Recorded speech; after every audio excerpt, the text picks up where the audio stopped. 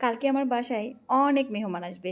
চেনা অচেনা সবাই, যারা আমাকে ভালোবাসে এবং সাপোর্ট করে। সবাই যে আমার রক্তের তা না, রক্তের বাহিরেই সবাই আসবে। একজনও আমার খুব কাছের না, তবে তাদের সাথে আমার সম্পর্কটা অনেক কাছের। যেহেতু তারা আসবে আমার বাসায়, তাদের জন্য ছোট আপ্যায়ন তো করতেই হবে। আর মিষ্টি ছাড়া কি আপ্যায়ন সম্পন্ন হয়? প্রথমেই তো মিষ্টি মুখ করানো দরকার। তাই সকালবেলা আমার শোরুমের যা কাজ থাকে সবকিছু শেষ করে আমার ভাইকে নিয়ে চলে আসলাম আলামিন সুইটসে। এখানে আসার পরে বেশ মিষ্টি কিনে নিলাম, যেন কালকের মেহমানদেরকে আমি একটু মিষ্টি মুখ করাতে পারি। আজকে আমি অনেক ব্যস্ত থাকবো সত্যি, কিন্তু ভিতরে ভিতর খুব আনন্দ হচ্ছে। কালকে যে 150 জন মানুষ আমার বাসায় আসবে, তাছাড়াও আরো অনেক মানুষের আয়োজন করা হয়েছে যাদের কাছে পার্সেল যাবে। আলহামদুলিল্লাহ, আল্লাহ এত ছোট বয়সে আমাকে এত কিছু করার তৌফিক দান করেছে। আমাদের মিষ্টি কেনা শেষ, এখন আমি যাব আমার মায়ের বাড়ির উদ্দেশ্যে। সবাইকে একটি কথাই বলবো, খাওয়ালে আর দিলে কখনোই কমে না। প্লিজ, যে যেখানে যে অবস্থাতে যতটুকুন পারেন সবাইকে দাওয়াত হওয়ার চেষ্টা করবেন। বাসায় আসার পরে সকালে নাস্তাটা করে নিলাম, যদি এখন বাজে প্রায় 12টা, বাট সকাল থেকে অনেক কাজ করেছি তাই ক্ষুধা লেগেছে। এই ছাগলটাকে কালকে জবাই করা হবে এবং এটা দিয়ে আমাদের বিরিয়ানি রান্না করা হবে। মামুনি, আমি আর রাশিদ আন্টি প্রথমেই গেলাম তরকারি বাজারে, আমাদের যে খলিপাপাড়া বউ বাজার। ভাবলাম এখান থেকে অল্প কিছু বাজার করে নিই, তারপরে বড় বাজারে যাব। কিন্তু এখানে এত বেশি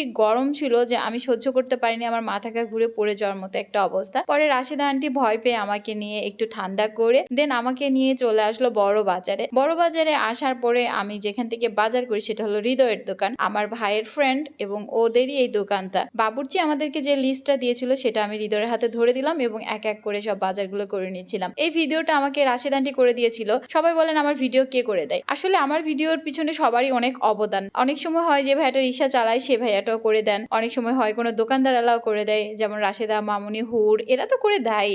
আমাদের বাজারের ফর্দি এত বড় ছিল এবং এই ছোট্ট বাচ্চাটা এত কিউট ছিল, তাকে কোয়েল পাখি কেন কিনে দেওয়া হয়নি সে কারণে সে কান্না করছিল। মোটামুটি আমাদের বাজার করা শেষ হয়ে গিয়েছে, এখন টাকা দেওয়ার পালা। হৃদয়কে আমি টাকা দিলাম। এর মধ্যে স্বাক্ষর মামার সাথে আমার দেখা হয়ে গেল, স্বাক্ষর মামার সাথে হাই হ্যালো করে নিলাম। স্বাক্ষর মামা আমাদের বিল্ডিং এর ইনচার্জ। তারপরে মামুনি আর রাশেদা মিলে একটু কোক খাচ্ছিল, যেহেতু অনেক বাজার হয়ে গিয়েছিল। হৃদয় চাচ্ছিল আমার মামুনিদেরকে একটু ঠান্ডা খাওয়াতে। আমি চলে আসলাম আমার বিজনেসে। যত যাই করি বিজনেসে তো আসতেই হবে। যারা যারা আমার মোবাইল মার্কেটটা চিনেন না, তার জন্য লোকেশনটা একটু দিয়ে দিলাম। এসেই দেখি কাস্টমার দাঁড়ায় আছে এবং তার সাথে আছে রিপন। রিপনকেও দাওয়াত দিয়ে দিলাম এবং এই সুন্দরী মহিলাটা আসছে আমার সাথে দেখা করার জন্য। আমি এত লজ্জা পাইছি যে সে এত সুন্দরী আমার সাথে নাকি দেখা করতে আসছে। আর এই ছোট্ট ফাইসালটা আসছিল রানীনগর থেকে আমার কাছ থেকে ফোন নিবে বলে। তারপরে জয়া আসলো, ও একটা ফোন নিবে। আর এইটা খুবই বেশি ভালো লাগছে যে নাটোর থেকে শিউলি আপা এবং তার মেয়ে আসছিল আমার কাছ থেকে ফোন নিবে এবং তাদের পছন্দ ছিল ভিভো, তারা রিয়েলমিটাই নিল কারণ আমার ব্র্যান্ড শপটা রিয়েলমির। Thank you so much Shiuli আপা, আপনাদের এই অবদান আমি সারা জীবন মনে রাখবো এবং ইনশাল্লাহ নাটোর যে আপনাদের সাথে দেখা করব।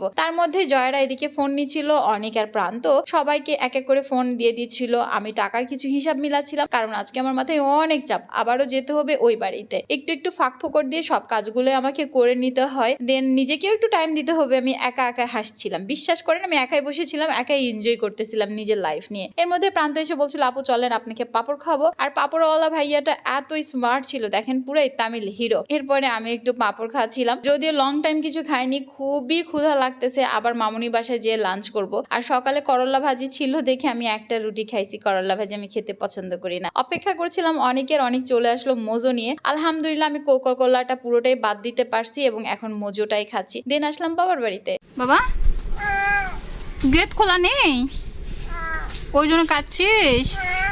আচ্ছা পুচি, পুচি।